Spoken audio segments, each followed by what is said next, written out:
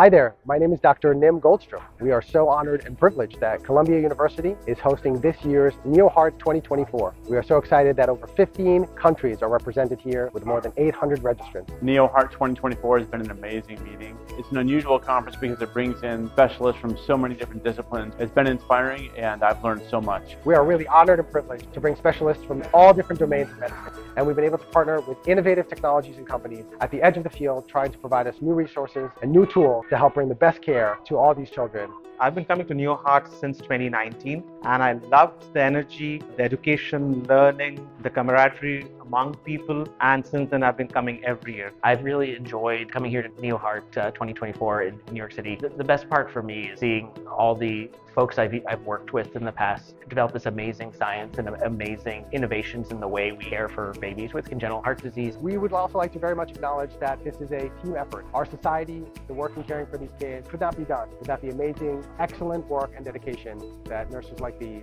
do every single day and night and weekend, year-round. There's nothing quite like this meeting, and to have a crowd of 500 people in the same room talking about the same problems, it's really inspiring. It's been a lot of fun to be part of. It's a privilege to see what amazing things this center does. And it's such a wonderful place to connect, learn.